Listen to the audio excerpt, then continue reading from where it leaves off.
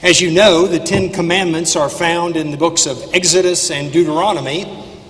You know that, right? In our reading this morning from Leviticus, you'll hear echoes of the commandments as well as some other laws. So reading from Leviticus 19, the Lord spoke to Moses, saying, "Speak to all the congregation of the people of Israel and say to them, you shall be holy, for I, the Lord your God, am holy. You shall each revere your mother and father, and you shall keep my Sabbaths. I am the Lord your God. Do not turn to idols or make cast images for yourselves. I am the Lord your God. When you reap the harvest of your field, you shall not reap to the very edges of the field or gather the gleanings of your harvest. You shall not strip your vineyard bare or gather the fallen grapes of your vineyard. You shall leave them for the poor and the alien. I am the Lord your God. You shall not steal. You shall not deal falsely. And you shall not lie to one another. And you shall not swear falsely by my name, profaning the name of your God. I am the Lord. You shall not defraud your neighbor.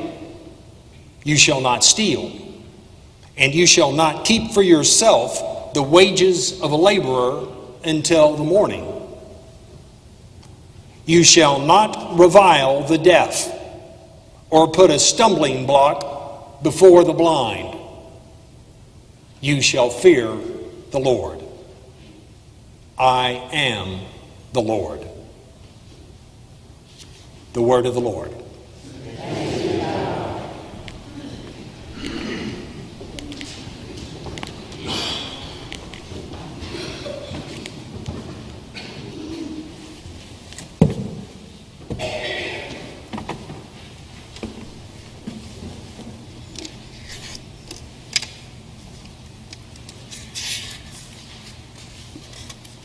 I am deeply honored to be standing in the pulpit of the Westminster Presbyterian Church here in Wilmington. I wish I could say that I am honored to stand shoulder to shoulder with my colleague, the Reverend Dr. Gregory Knox Jones. However, the truth is that even on the best of days, I stand barely with my head to his shoulder. I mean that literally and figuratively. My colleague honors me because he is such a significant voice here in Delaware and a significant voice for our time here in the United States. My wife Joan and I are deeply touched by our friendship with both of the Joneses. And so now, a Sunday morning arrives amid turmoil and tumult in the world around us. Social norms are being upended. Sacred democratic institutions are under assault. We are in the midst of a concerted, coordinated, cynical attack on civility, and at the same time, the delicate fabric of truth is being sullied by an unfit leader. These assaults are a challenge to a healthy religious perspective. Yet no matter how challenged we may be, these are the significant times during which you and I have been fated to live and to struggle for social justice. So for men and women of conscience and religious sensibility, these are moments of extraordinary opportunity. More than that, many here in our sanctuary are privileged. Not just privileged, but white privileged. During this season, when we Jews are keenly aware of the plagues that hardened Pharaoh's heart, I fret that privilege has hardened my heart, because our responsibility begins with those who are not privileged. We who are privileged possess opportunities, more choices, more freedom, both economically and politically, than has been true in any other time or place. That's not true for most of God's children here in the United States and around the world. Many are left behind, especially those of color. Yet we must find our way on a path strewn with landmines of contradictions and moral ambiguity. Our religious responsibility rests on all of our shoulders because our neighbors, too many of them, live on the edge of economic despair. So as I prepared to meet all of you, I turned to one of my favorite passages from the book of Leviticus. I'll say it once in Hebrew or twice. Lo tekalel cheresh v'livnei iver lo titen michshol. In English, do not curse the deaf or put a stumbling block before the blind. These words teach us that our religious enterprise focuses our attention on God's good children who need a helping hand. Our religious hearts make us responsible for those who struggle to find their way on paths strewn with landmines of social injustice. Do not curse the deaf nor put a stumbling block before the blind summons us to do more than just accept our broken hearts. The destination of our religious journey is the road to finding a common decency for all of God's children. Be careful about what you say. Be extra careful when another person may be unable to hear your voice. Watch out to help those who can't hear and those who can't see, both physically and metaphorically. So that is the significant challenge for our being here together today at Westminster Presbyterian Church. Lo tekalel cheresh, v'lifnei iver lo titen michshol. Do not curse the deaf, and before the blind do not set a stumbling block. When I studied the traditional Jewish commentary of Rashi, a 10th century commentator on rabbinic texts, he sums up our traditional view of these words, and he writes, I am not other than deaf. But we know that the commentator Rashi was not deaf, nor blind. He was a brilliant student of rabbinic thinking during the times of the Crusades. The rabbi teaches us that we human beings are all a little deaf and a little blind. What I think Rashi teaches us is to focus our sight on others. We don't hear ourselves as others hear us. We cannot see ourselves as others see us. Each of us is deaf to our own words, blind to how we are perceived by others, even those who love us most profoundly. So do not curse the deaf and do not set a stumbling block before the blind. It's not so simple. There's an old saying that we have about being Jewish. It's not easy to be Jewish. Well, let me tell you, it's not easy to be a religious person. If I've learned anything in these soon-to-be 70 years of my life, the truth is that seeing failing and disability in others is far too easy for sentient human beings. The medieval commentator Rashi was correct. Blindness and deafness assault our otherwise healthy character. I am diminished by my own blindness and my deaf indifference. Near where my wife Joan and I live, below the canal, on the Odessa National Golf Course, we regularly see homes that are painfully small, so profoundly in need of major repairs that they must be unimaginably drafty during the bone-chilling cold of winter and unimaginably stifling in the torrid heat of summer. Close by where we live, I drive by such painful human dwellings on my way to Walgreens or to Planned Parenthood in Dover, where I volunteer. I regularly see frail structures masquerading as homes. And I see those dwelling places knowing for sure that there is hunger and suffering nearby. And what do? I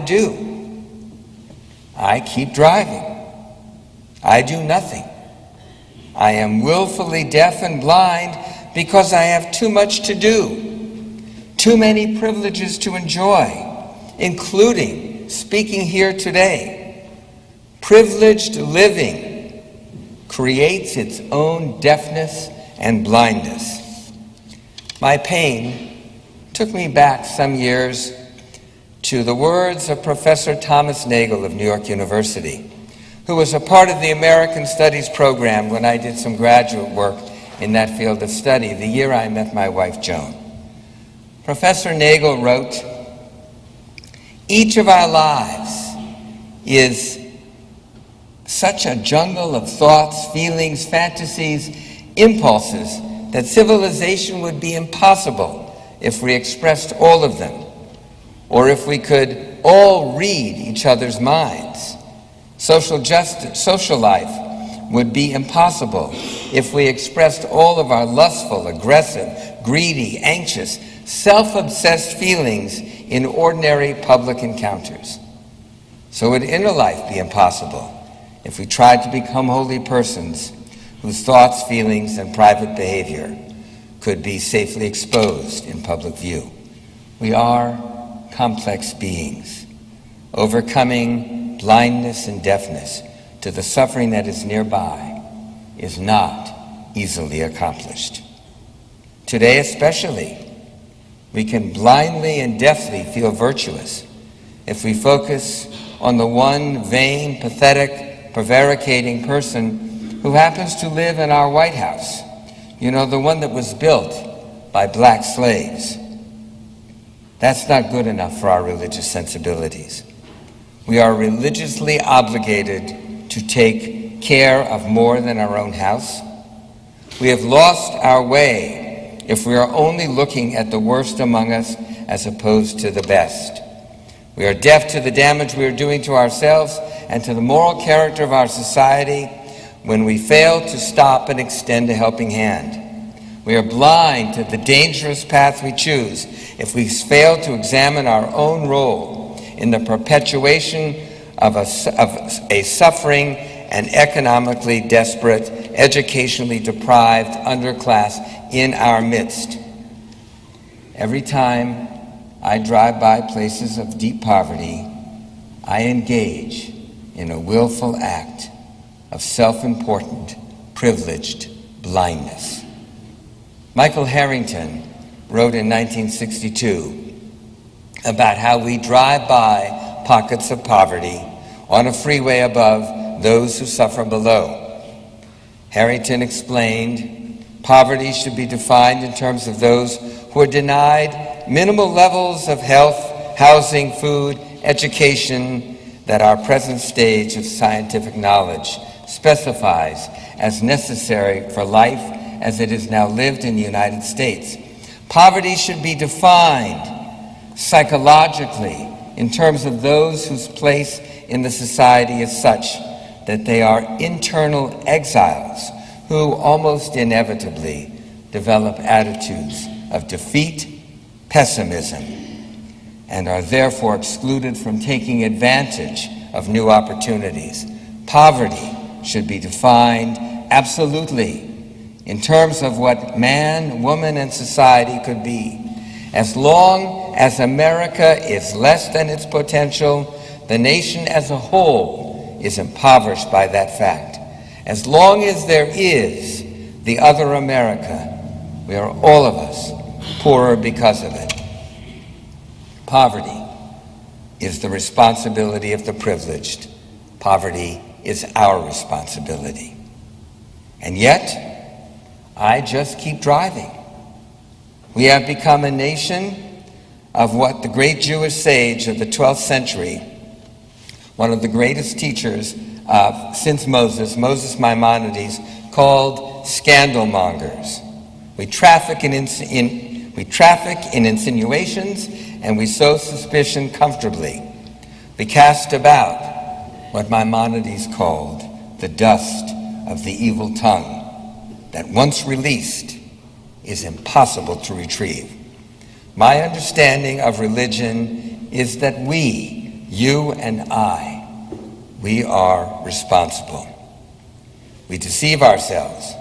And here I borrow from the noted Harvard sociologist Sissela Bach, who specializes in the subject of lying. Bach delivered a keynote address in April 1988, and I quoted her 20 years ago in reference to the President of the United States who was lying in public. And she said, "We criticize the media, but consume their products. We are too quick to blame the media for excesses we perceive in what we nevertheless continue to read or review. We tend to portray ourselves as people we would like to be, rather than as our everyday confused selves. That is to say, we are deaf to the meaning of our own words and blind to our own actions and their consequences." So these are challenging days for all of us. We are summoned today by the students of Marjorie Stoneman Douglas High School. The suffragette, Marjorie Stoneman Douglas, taught us, "Be depressed, discouraged, and disappointed at failure, and at the disheartening effects of ignorance, greed, competition, and bad politics. But never, ever give up. We shall not give up."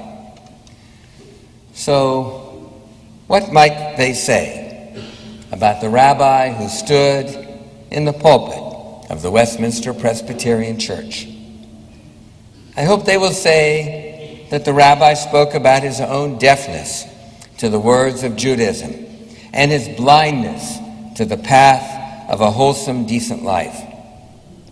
I hope they will say that however effectively or ineffectively the rabbi thought to remind himself, above all else, that we are privileged, but fail to wear the garments of our privilege responsibly. The rabbi sought to remind himself that we have work to do. I hope they will say that the rabbi reminded himself that he is subject to failure, flawed, too often willing to walk or drive by a hand outstretched in need of help. As we struggle amid the minefields of moral ambiguity, trying to live more wholesomely, more decently, more forgivingly of ourselves and others, in spite of the self-imposed deafness and blindness, then perhaps we will be able to say these words I love so much, the words of E. Cummings: "Now the ears of my ears are open, and now the eyes of my eyes are opened." So on this glorious Sabbath, may our ears be opened to the muffled sounds of God's children, and the eyes of our eyes lifted up to the bright landscape that is filled with hopeful opportunities to fulfill the promise of justice for all of God's children that comes with the sunrise of each and every day. Amen.